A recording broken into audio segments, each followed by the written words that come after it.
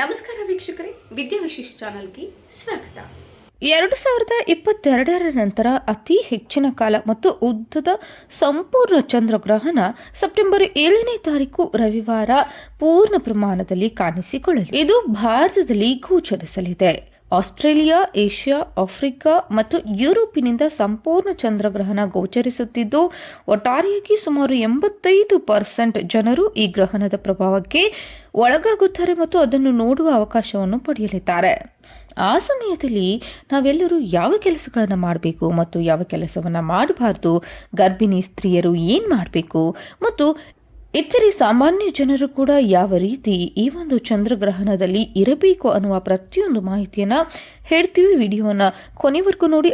ಅದೇ ರೀತಿ ಯಾವ ಮಂತ್ರಗಳನ್ನು ಜಪಿಸಬೇಕು ಆ ಒಂದು ಸಂದರ್ಭದಲ್ಲಿ ಅನ್ನುವುದರ ಸಂಪೂರ್ಣ ಮಾಹಿತಿನ ನೀಡ್ತೀವಿ. ವಿಡಿಯೋವನ್ನು ಗಮನವಿಟ್ಟು ಕೇಳಿ. ಹಾಗೂ ಯಾರು ನಮ್ಮ ಚಾನಲ್ಗೆ ಸಬ್ಸ್ಕ್ರೈಬ್ ಆಗಿರುವ ಕೂಡಲೇ ಸಬ್ಸ್ಕ್ರೈಬ್ ಆಗಿ. ಇದೇ ರೀತಿ ಹೆಚ್ಚಿನ ಮಾಹಿತಿಗಳಿಗಾಗಿ ಬೆಲ್ ಐಕಾನ್ ಕ್ಲಿಕ್ ಮಾಡೋದು ಮರಿಬೇಡಿ. ಮೊದಲನೆಯದಾಗಿ ಸೆಪ್ಟೆಂಬರ್ 7ನೇ ತಾರೀಕು ರವಿವಾರವಿದ್ದು, ಅಂದಿನ ದಿನದ ಪಂಚಾಂಗವನ್ನು ನಾವು ಗಮನಿಸುವುದಾದ್ರೆ, ಭಾದ್ರಪದ ಮಾಸದ ಪೂರ್ಣಿಮೆಯ ದಿನ ಬಂದಿರುವ ಕಾರಣ ಗ್ರಹಣ ಶತತಾರ ಮತ್ತು ಪೂರ್ವ ಭಾದ್ರಪದ ನಕ್ಷತ್ರದಲ್ಲಿ ಕುಂಭರಾಶಿಯಲ್ಲಿ ಈ ಚಂದ್ರಗ್ರಹಣವು ಕಾಣಿಸಿಕೊಳ್ತಾ ಇದೆ. ಹಾಗಾಗಿ ಕುಂಭರಾಶಿಯವರು ಎಚ್ಚರಿಕೆಯಿಂದ ಇರಬೇಕು ಮತ್ತು ಈ ಪರಿಹಾರಗಳನ್ನು ಅಂದು ಮಾಡಲೇಬೇಕು. ಗ್ರಹಣದ ಸಮಯವನ್ನು ನಾವಿಲ್ಲಿ ನೋಡುವುದಾದ್ರೆ, ರಾತ್ರಿ 9:57 ಗ್ರಹಣವು ಹಿಡಿಯುತ್ತದೆ ಮತ್ತು ಮಧ್ಯರಾತ್ರಿ 1:27 ಗ್ರಹಣವು ಬಿಡಲಿದೆ. ಅಂದ್ರೆ ಮೋಕ್ಷ ಕಾಲ 1:27 ಇರಲಿದೆ.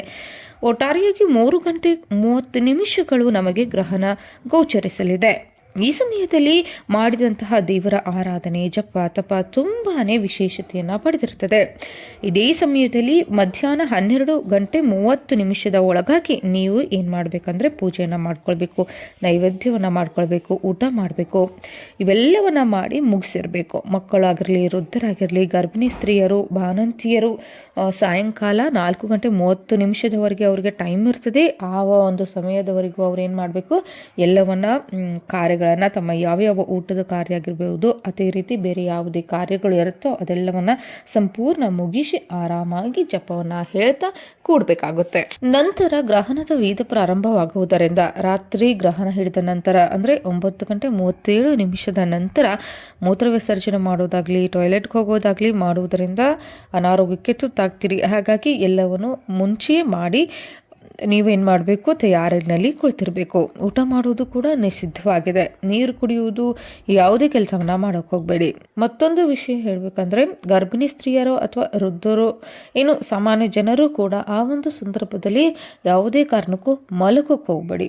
ಆ ಒಂದು ಸಂದರ್ಭದಲ್ಲಿ ನೀವು ಜಪತಪ ಮಾಡಿ, ಮಂತ್ರವನ್ನು ಪಠಿಸಿ, ಗರ್ಭಿಣಿ ಸ್ತ್ರೀಯರು ದೇವರ ಜಪತಪ ಮಾಡಿ ನಿದ್ದೆ ಮಾಡೋಕೆ ಹೋಗಬೇಡಿ. ಮತ್ತೆ ಯಾವುದೇ ರೀತಿಯ ಕಡ್ಡಿ ಮುರಿಯುವುದಾಗಲಿ, ಚಾಕುವಿನಿಂದ ಹಣ್ಣನ್ನು ಕಟ್ ಮಾಡುವುದಾಗಲಿ, ಹರಿಯುವುದಾಗಲಿ ಈ ಒಂದು ಕೆಲಸವನ್ನು ಮಾಡೋಕೆ ಹೋಗಬೇಡಿ. ಇದರಿಂದ ಮಗುವಿನ ಮೇಲೆ ಪರಿಣಾಮ ಬೀರ್ತದೆ. ಇದೆಲ್ಲವನ್ನು ನಮ್ಮ ಹಿರಿಯರು ಸುಮ್ಮನೆ ಹೇಳಿರೋದಿಲ್ಲ. ಅದರಿಂದ ಆಗುವಂತಹ ದುಷ್ಪರಿಣಾಮಗಳನ್ನು ಅವರು ಅನುಭವಿಸಿ ನಮಗೆ ಈ ಮಾತುಗಳನ್ನು ಹೇಳ್ತಾರೆ. ಹಾಗಾಗಿ ನೀವು ಕೂಡ ಆ ಒಂದು ಸಂದರ್ಭದಲ್ಲಿ ಈ ರೀತಿ ಮಾಡೋಕೆ ಹೋಗಬೇಡಿ. ಇನ್ನು ಗ್ರಹಣದ ಸಮಯದಲ್ಲಿ ನಾವು ಯಾವ ಒಂದು ಎಚ್ಚರಿಕೆಗಳಿಂದ ಇರಬೇಕು ಅಂದ್ರೆ, ಗ್ರಹಣದ ಮುಂಚೆ ಕೂಡ ನಾವು ಸ್ನಾನ ಮಾಡಿರಬೇಕು ಮತ್ತು ನಂತರದಲ್ಲಿಯೂ ಕೂಡ ಸ್ನಾನ ಮಾಡಬೇಕು. ಸ್ಪರ್ಶಕಾಲ ಮತ್ತು ಮೋಕ್ಷ ಕಾಲದಲ್ಲಿ ನಾವು ಎರಡೂ ಸಮಯದಲ್ಲಿ ಕೂಡ ಸ್ನಾನವನ್ನ ಮಾಡಲೇಬೇಕಾಗ್ತದೆ. ಇನ್ನು ಗ್ರಹಣದ ಸಮಯದಲ್ಲಿ ಯಾವುದೇ ಕಾರಣಕ್ಕೂ ಯಾರೇ ಆಗಿರಲಿ, ಮಕ್ಕಳಾಗಿರಲಿ, ಗರ್ಭಿಣಿ ಆಗಿರಲಿ, ಬಾಣಂತಿ ಆಗಿರಲಿ, ಜನಸಾಮಾನ್ಯರಾಗಿರಲಿ ಹೊರಗಡೆ ಹೋಗುವುದು ನಿಷಿದ್ಧವಾಗಿದೆ. ಮನೆಯಲ್ಲೇ ಇದ್ರೆ ತುಂಬಾನೇ ಉತ್ತಮವಾಗಿರ್ತದೆ. ಒಂದ್ ಕಡೆ ಮನೆಯಲ್ಲಿ ಕುಳಿತು ನೀವೇನ್ ಮಾಡಬೇಕು, ಯಾವುದಾದ್ರೂ ಮಂತ್ರವನ್ನ ಜಪಿಸ್ಬೇಕು. ನೀವು ಯಾವ ಒಂದು ಮಂತ್ರವನ್ನ ಜಪಿಸ್ಬೇಕು ಅಂತ ನಾವಿಲ್ಲಿ ಹೇಳೋದಾದ್ರೆ, ಸರ್ವ ಗಾಯತ್ರಿ ಮಂತ್ರವನ್ನ ಜಪಿಸಿದರೆ ತುಂಬಾನೇ ಉತ್ತಮವಾಗಿರ್ತದೆ. ಸರ್ವ ಗಾಯತ್ರಿ ಮಂತ್ರವನ್ನ ನೀವು ಜಪಿಸ್ಬೇಕು. ಇವೆಲ್ಲ ಮಂತ್ರಗಳನ್ನು ಕೂಡ ನಾನು ಡಿಸ್ಕ್ರಿಪ್ಷನ್ ಅಲ್ಲಿ ಕೊಟ್ಟಿರ್ತೀನಿ, ಅದನ್ನ ನೋಡ್ಕೊಳ್ಳಿ. ಸರ್ವ ಚೈತನ್ಯ ರೂಪಂ ತಾಂ ಆದ್ಯಂ ವಿದ್ಯಾಂ ಚ ಧೀಮಹಿ ಬುದ್ಧಿಂ ಯಾನಂ ಪ್ರಚೋದಯಾತ್. ಈ ಮಂತ್ರವು ಧನಾತ್ಮಕ ದೇಹದ ಚಿತ್ರಣಕ್ಕೆ ಬಹಳ ಪರಿಣಾಮವಾಗಿರುತ್ತದೆ. ಅದನ್ನು ನಮಗೆ ಜಪಿಸಲು ಆಗೋದಿಲ್ಲ ಅಂತಂದ್ರೆ ಓಂ ನಮೋ ನಾರಾಯಣ ಅಷ್ಟಾಕ್ಷರಿ ಮಹಾಮಂತ್ರವನ್ನು ಕೂಡ ನೀವು ಜಪಿಸಬಹುದು. ಇಲ್ಲ ಅದನ್ನು ನಮಗೆ ಅನ್ನೋಕ್ಕಾಗೋದಿಲ್ಲ ಅಂದರೆ ನೀವು ಮೂರನೆಯದಾಗಿ ಓಂ ನಮಃ ಶಿವಾಯ ಎನ್ನುವಂತಹ ಶಿವಜಪ ಪಂಚಾಕ್ಷರಿ ಮಂತ್ರವನ್ನು ಕೂಡ ನೀವು ಪಠಿಸಬಹುದು.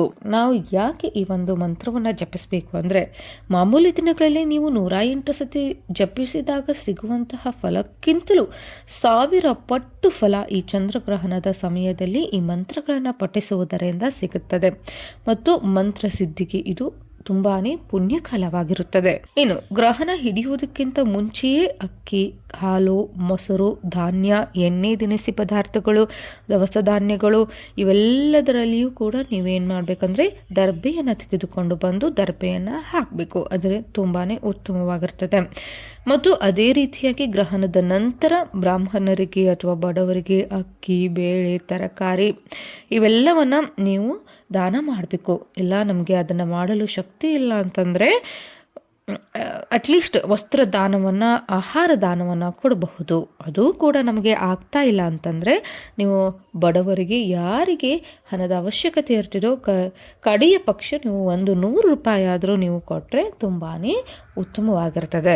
ಇನ್ನು ಗ್ರಹಣದ ಸಮಯದಲ್ಲಿ ಈ ತಪ್ಪುಗಳನ್ನು ಎಂದಿಗೂ ಮಾಡಬಾರ್ದು. ಆ ತಪ್ಪುಗಳು ಯಾವ್ಯಾವೆ ಅಂದರೆ, ಗ್ರಹಣದ ಸಮಯದಲ್ಲಿ ಯಾರು ಕೂಡ ಮಲಗಬಾರ್ದು. ಮತ್ತೊಂದು ಪ್ರಶ್ನೆ ನಿಮಗೆ ಬರಬಹುದು, ಮಕ್ಕಳು ಮಲಗಿದ್ರೆ ಅವರನ್ನು ಎಬ್ಬಿಸಬೇಕಾ ಅನ್ನುವಂತಹ ಪ್ರಶ್ನೆ. ಬೇಡ, ಯಾಕಂದರೆ ಮಕ್ಕಳಿಗೆ ಗ್ರಹಣ ದೋಷ ಇರೋದಿಲ್ಲ, ವೃದ್ಧರಿಗೂ ಕೂಡ ಗ್ರಹಣ ದೋಷ ಬರೋದಿಲ್ಲ. ಆದರೆ ಶಕ್ತಿ ಇದ್ದವರು ಕೂಡ ಮಲಗಕ್ಕೆ ಹೋಗಬೇಡಿ, ಇದರಿಂದ ಅವ್ರಿಗೆ ತುಂಬ ತೊಂದರೆ ಉಂಟಾಗ್ತದೆ. ಇನ್ನು ಎರಡನೆಯದಾಗಿ ಊಟವನ್ನು ಮಾಡಲೇಬಾರದು. ಯಾವುದೇ ಕಾರಣಕ್ಕೂ ಚಂದ್ರಗ್ರಹಣದ ಸಮಯದಲ್ಲಿ ಊಟವನ್ನು ಮಾಡಬಾರ್ದು, ಅದರಿಂದ ಅನಾರೋಗ್ಯಕ್ಕೆ ತುತ್ತಾಗ್ತೀರಿ.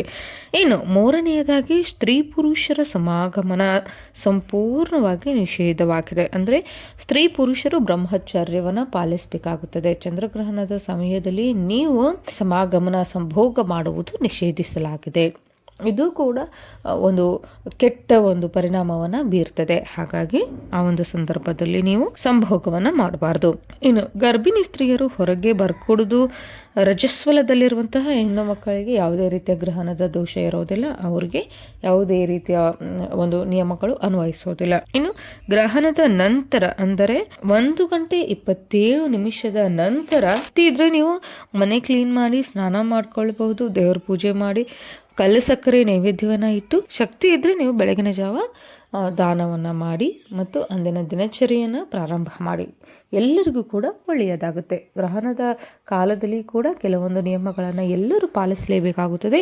ಹಾಗಾಗಿ ಪ್ರತಿಯೊಬ್ಬರೂ ಈ ಒಂದು ವಿಚಾರಗಳನ್ನು ಗಮನದಲ್ಲಿಟ್ಟುಕೊಂಡು ಪಾಲಿಸಿ ಮತ್ತು ಆ ಒಂದು ದೋಷದಿಂದ ಮುಕ್ತರಾಗಿ. ನಾವು ಹೇಳಿರೋ ಮಾಹಿತಿ ನಿಮಗೆ ಇಷ್ಟವಾದಲ್ಲಿ ಕೂಡಲೇ ಸಬ್ಸ್ಕ್ರೈಬ್ ಮಾಡೋದು ಮರಿಬೇಡಿ.